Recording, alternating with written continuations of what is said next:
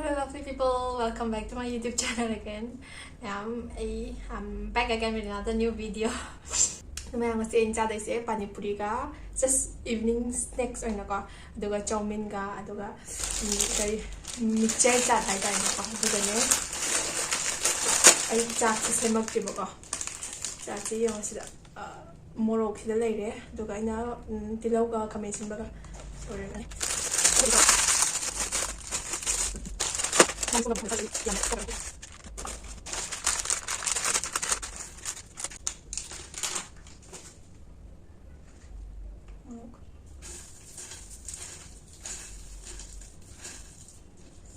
Oh, it will be so spicy.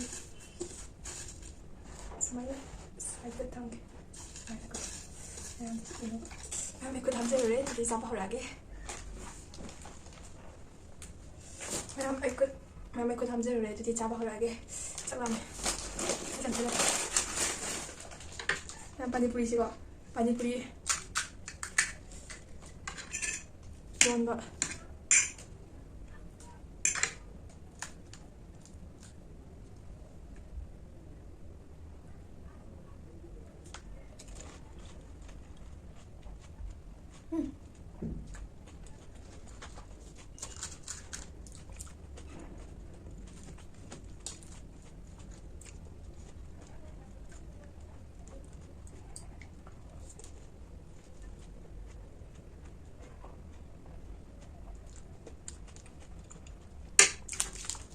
I'm gonna stop over.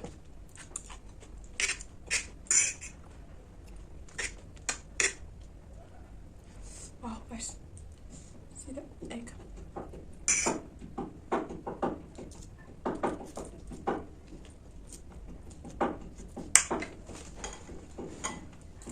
Sige boss, naman mga alam mo ko. Makasa ka naman sa kapatid. Yung sa akin. Sige, sa inahap ka.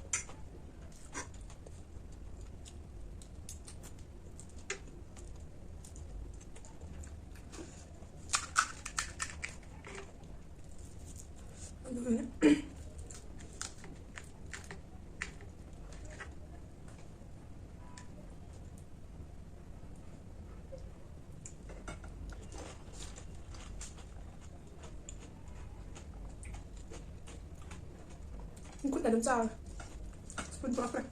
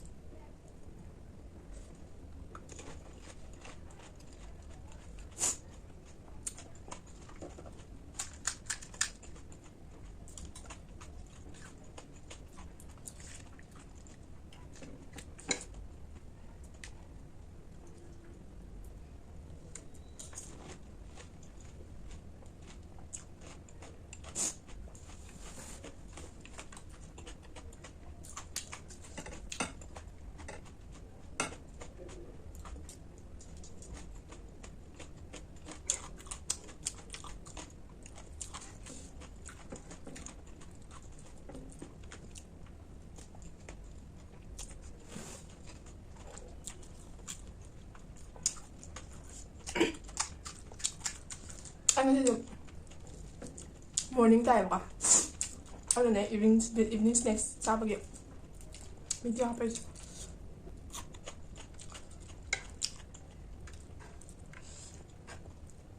짠! 안 나와보네. 이거 사이드 이렇게 먹자.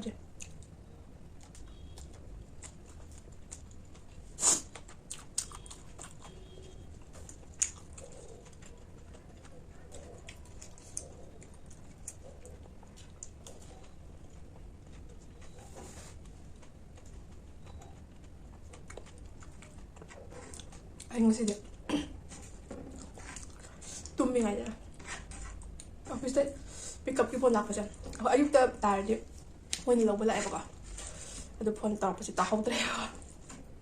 Ado yun.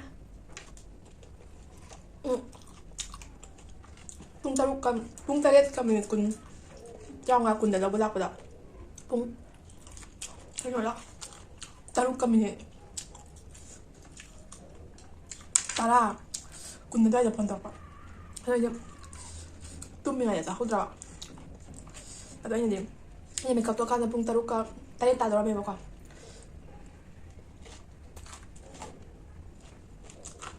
Doon ayun din. Amo halaga tawbirak tawmanda. Tawbirak tayo. And today ko stay gari pa mo di ka wala. Sangin niya na mo. Payusin ka tumulim. Tingin sa pa do.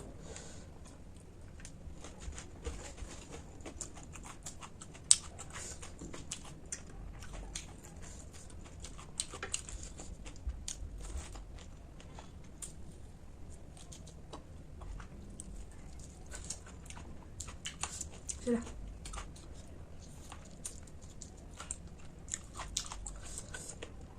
간질라 뭐 너무 많이 벌진 같은 거 봐요.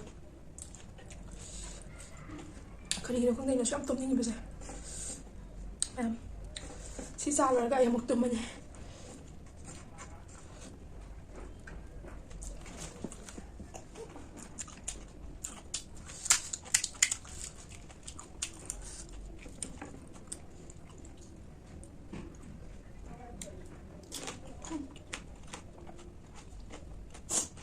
하기다.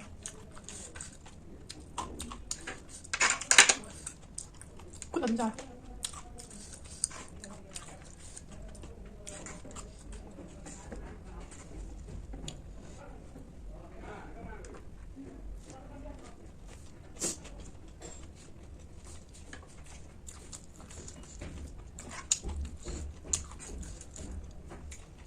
사진 나만 가는데. 미식가는 시대에 입으신 지 오래 말이야 이제. 못한 년에 좀 주세요.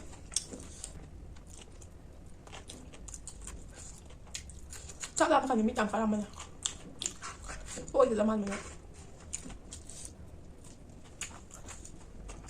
이제 막 가서 빨리 뿌리가 야올.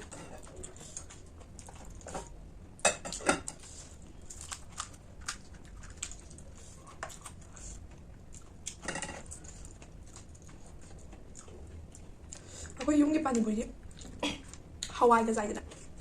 Mo hindi asin mo mahiga aluga taw China. Do. Ay mo sige. Asin mo mahiga aluga taw sabi ni hawo. Ma Hawaii ka sabi ko.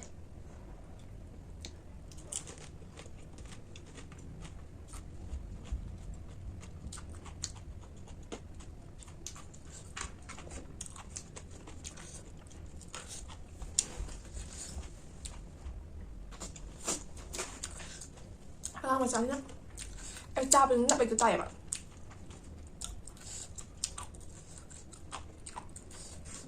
한 우리 발 저기대 나쁘지 걱정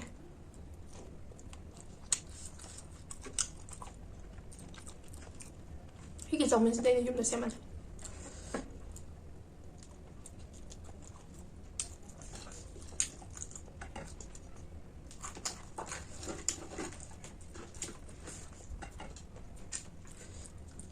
Aku đi rồi đi học này xin chào.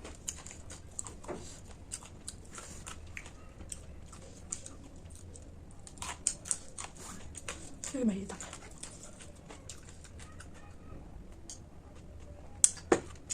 살려.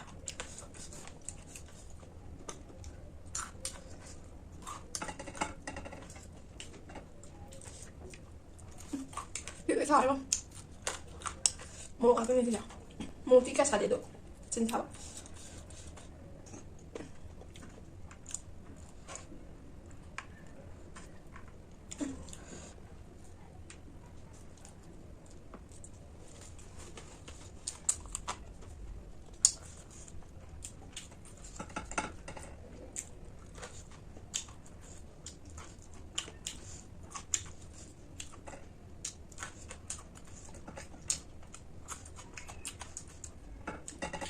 hayengdi bihune samdi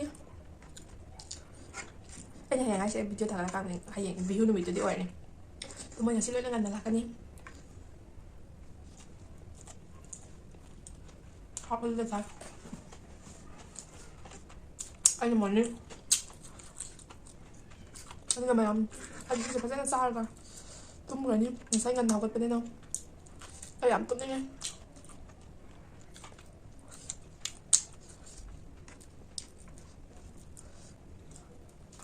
tumba지 가보면은 샬롱 보여야지 아이 끝까지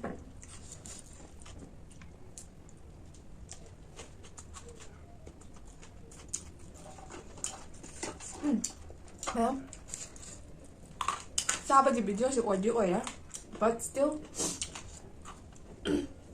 이게 비디오시 yang bakal ngồi kìa still sibuk yang beda pagi anh nhớ karena bapak mama hijack ya Manipur Education Department gi pre-primary teacher listing amaga chamaga kaya no ma kauri bane mayam zum kaya ni thabak thiriba kanggu gi ko try yinging ma le ga ti try tausin bio mayam ai ki video se sai bo yingan pagi karena bama aina haibiri bane mayam da khang da ba mayam gi ko hello website tu kadai kari notice to I have a website tu mayam hayo ra sibok yang biar pami kana yaw mo no yang ge mayam website tu ai comment da oina hanjere ke bako comment ta hayo mo Manipur Education Department gi pre-primary teacher listing amaga chamaga kya no ma lo ngai notice ko gi bane bako ado kadai kari